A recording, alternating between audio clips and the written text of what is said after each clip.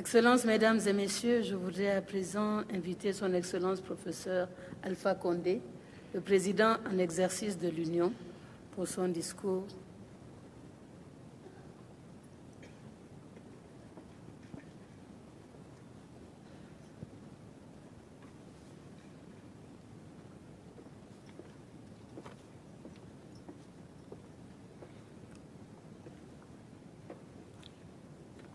Monsieur Tessime Medateu, président de l'Éthiopie, président Yoweri Museveni, président de l'Ouganda, Mohamed Issoufou, président du Niger, Abdel Malek Salal, premier ministre de l'Algérie, Dr Barmadas Dlamini, premier ministre de Swaziland, Madame Luz Moussi Kiwabo, ministre des Affaires étrangères du Rwanda, Mesdames, Messieurs les chefs de délégation, Dr Kozana Dlamini Zuma, président sortant de la Commission de l'Union africaine, M. Moussa Faki Mahamat, président entrant de la Commission de l'Union africaine, distingués invités, Mesdames, Messieurs. Prenant la parole à cette cérémonie solennelle, je tiens à remercier chaleureusement les chefs d'État et de gouvernement qui ont pu, malgré leur programme de travail très chargé, venir rehausser de leur présidence cette cérémonie de passation de témoins entre l'équipe des dirigeants sortants et entrants de la Commission de l'Union africaine. Je me réjouis de leur présence parmi nous, par laquelle ils ont ainsi tenu à traduire leur ferme volonté de poursuivre le combat commun pour l'atteinte des objectifs assignés à l'organisation panafricaine. L'événement qui réunit aujourd'hui est historique, car il consacre le passage de témoins entre deux équipes ayant en commun le souci de promouvoir et de défendre les idéaux, principes et objectifs de notre organisation. Dans ce cadre, je tiens à réitérer mes chaleureuses félicitations au nouveau président de la Commission, au vice-président et au commissaire.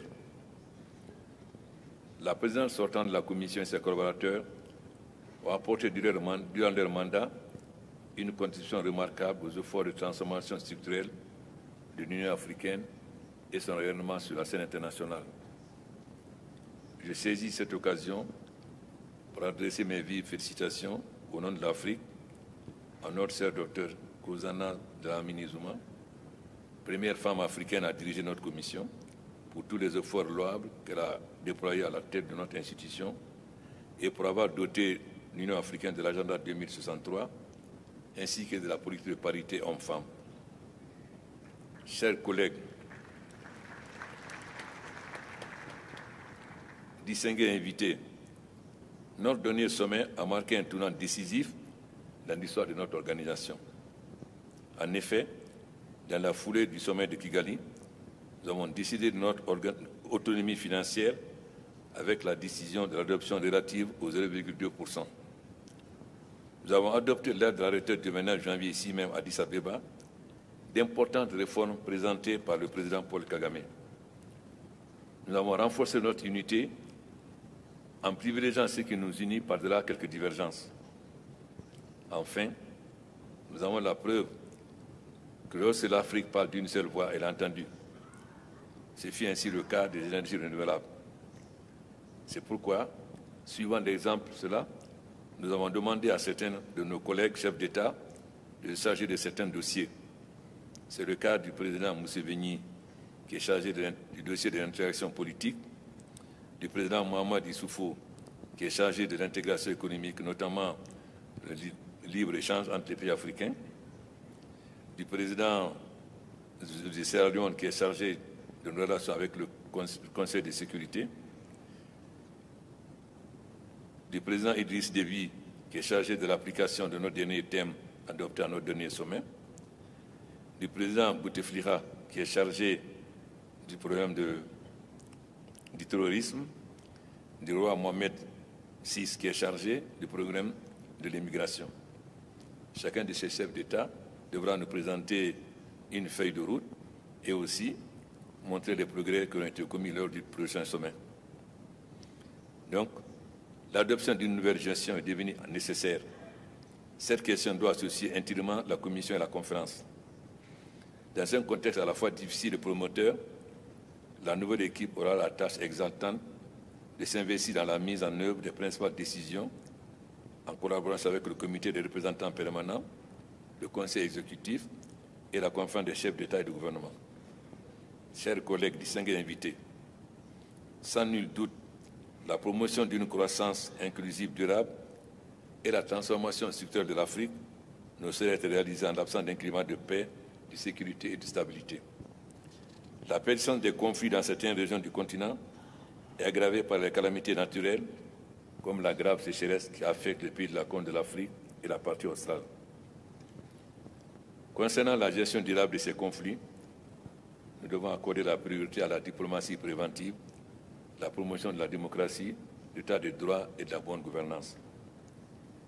Je ne soulignerai jamais assez l'impérieuse nécessité pour la nouvelle Commission de faire prévaloir le travail en équipe par le biais d'une harmonieuse collaboration entre les organes pour donner un élan et un souffle nouveau à la dynamique de relance de notre Union. La rationalisation des méthodes de travail, le respect des règlements intérieurs de la Commission doivent être de rigueur. Je terminerai mon intervention en rappelant les perspectives prometteuses qui s'offrent à l'Afrique, confrontée par son potentiel démographique, ses immenses ressources naturelles, son rôle et sa place dans le Conseil des Nations, des résultats positifs en termes de croissance, ainsi que les avancées démocratiques significatives engrangées ces dernières années. Mais il est fondamental aujourd'hui que l'Afrique prenne en main son destin, que les problèmes africains soient résolus par les Africains. Car si l'intervention des puissances étrangères a aggravé notre situation, nous sommes les premiers responsables. Car si l'ensemble des chefs d'État décident de prendre le destin de l'Afrique en main, aucune ingérence étrangère ne pourra interférer dans notre développement. C'est pourquoi nous nous donnons comme tâche, au niveau de l'Union africaine, de trouver une solution à la crise qui secoue la Libye, le Sud-Soudan, le Darfour, la lutte contre le terrorisme au Mali, au Niger, au Nigeria et au Tchad, ainsi que l'aide apportée à nos pays frères, le Congo-Kinshasa, la République centrafricaine, afin qu'ils trouvent une solution heureuse. Nous ne pouvons pas faire les réformes que nous avons faites lors du dernier sommet et ne pas avoir le courage de prendre notre destin en main. J'accompagne la Commission dans cette volonté. Nous avons écouté les engagements très fermes et très courageux et patriotiques du président entrant. Nous allons faire avec les autres présidents qui sont chargés de certains domaines. Nous allons accompagner la Commission afin que l'Union africaine ait une visibilité. Nous avons pris des résolutions sur toutes les questions, ce qui manque de leur application. Nous allons aussi associer la diaspora. Nous avons pris la décision depuis longtemps que la diaspora doit être la 6e région, mais cela n'est pas appliqué. Nous allons donc associer aussi la diaspora afin que réellement l'Afrique prenne son élan. Je vous souhaite les meilleurs vœux de plein succès, nouvelle commission, dans la commission de votre mission. Merci.